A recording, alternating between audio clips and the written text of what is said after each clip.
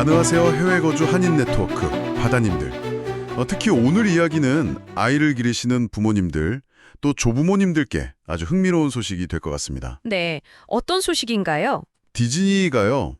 미국 플로리다나 캘리포니아가 아니라 완전히 새로운 곳에 테마파크랑 리조트를 짓는다는 소식인데요. 아, 그 이야기 들었어요. 중동이죠? 맞습니다. 바로 아부다비입니다. 이 깜짝 발표에 대해서 저희가 관련 기사 몇 개를 좀 찾아봤거든요. 네네. 그래서 오늘 이게 바다님들 가족에게 어떤 의미가 있을지 좀 자세히 파헤쳐 보려고 합니다. 좋습니다. 우선 디즈니가 7번째 글로벌 테마파크 리조트, 그리고 중동에서는 최초로 아부다비의 디즈니랜드를 짓겠다고 발표했어요. 이거 정말 예상 밖의 행보 아닌가요? 그렇죠.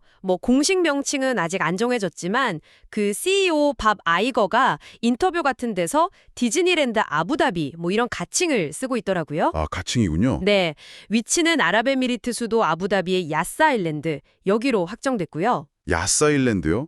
아, 거기 이미 엄청 유명한 곳이잖아요. 맞아요. 엔터테인먼트 섬이죠. 페라리 월드, 워너브러더스 월드, 시월드 아부다비에 F1 서킷까지.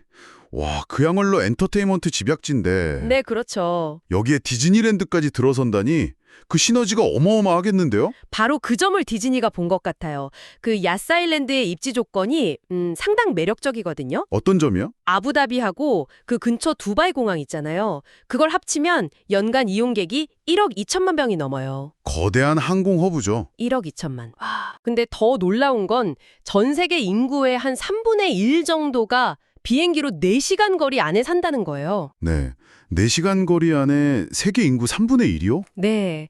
그러니까 잠재 방문객 규모가 뭐랄까 상상 이상인 거죠. 이야, 정말 대단한데요? 그럼 이 거대한 프로젝트, 디즈니 혼자 하는 건 아닐 텐데요. 그 아부다비 개발사 미랄인가요? 파트너십은 어떻게 되나요? 아, 네. 미랄이라는 회사랑 같이 하는데요. 구조는 이렇습니다. 미랄이 자금을 대고 이제 건설이랑 운영을 주도하고요. 아, 미랄이 돈을 대는군요. 그렇죠. 그리고 디즈니는 자신들이 잘하는 거, 그러니까 창의적인 디자인, 개발, 그리고 중요한 IP 있죠. 지적 재산권. 스토리랑 캐릭터 같은 거요? 네, 맞아요. 그거 라이센스 주고 운영 전반을 감독하는 방식이에요.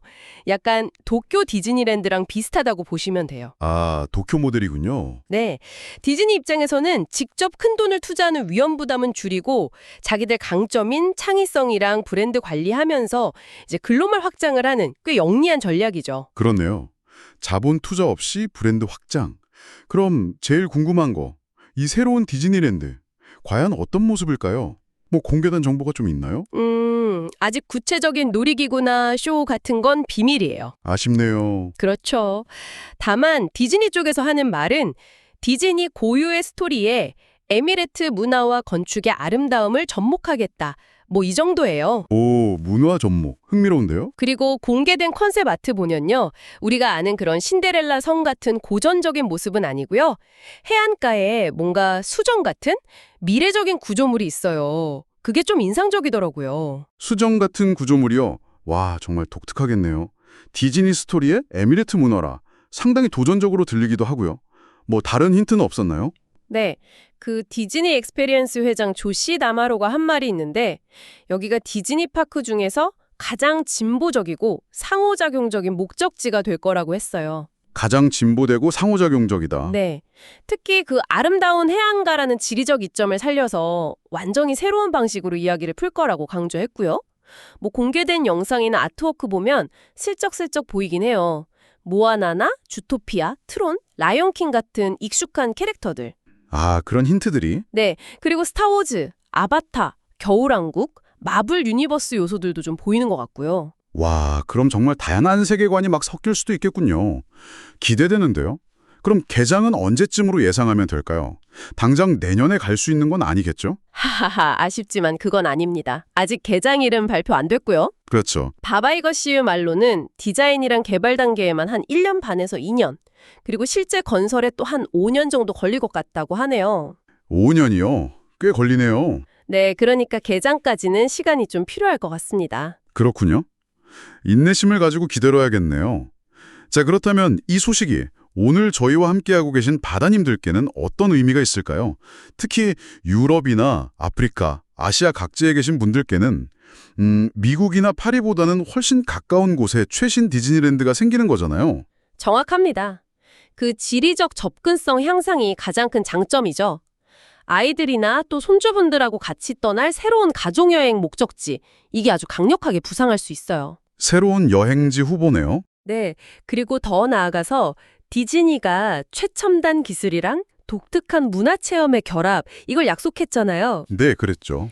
그러니까 기존 디즈니랜드하고는 완전히 다른, 뭐랄까, 새로운 차원의 경험을 기대해 볼 수 있다는 점도 중요해요. 그냥 테마파크? 그 이상이 될 수도 있겠다. 이런 가능성이 좀 보입니다. 오늘은 이렇게 디즈니의 야심찬 새 계획이죠. 아부다비 디즈니랜드 소식을 여러 각도에서 한번 살펴봤습니다. 상하이 이후 거의 15년 만에 새로 짓는 파크라서 그런지 전 세계적인 관심이 정말 뜨겁네요. 네, 단순한 놀이공원을 넘어서 글로벌 브랜드랑 그 지역 문화, 그리고 첨단 기술이 어떻게 만나서 시너지를 낼지 이걸 지켜보는 게 아주 흥미로운 포인트가 될 것 같습니다. 앞으로 공개될 세부 정보들을 계속 주목해야겠죠? 맞아요. 바다님들은 이 새로운 디즈니랜드에 어떤 그림을 그리고 계신가요? 디즈니의 그 환상적인 세계와 또 신비로운 중동 문화가 만난다면 과연 어떤 모습일지 잠시 상상의 나래를 펼쳐보시는 것도 즐거울 것 같습니다. 저희는 다음에 더 유익하고 흥미로운 정보로 찾아뵙겠습니다.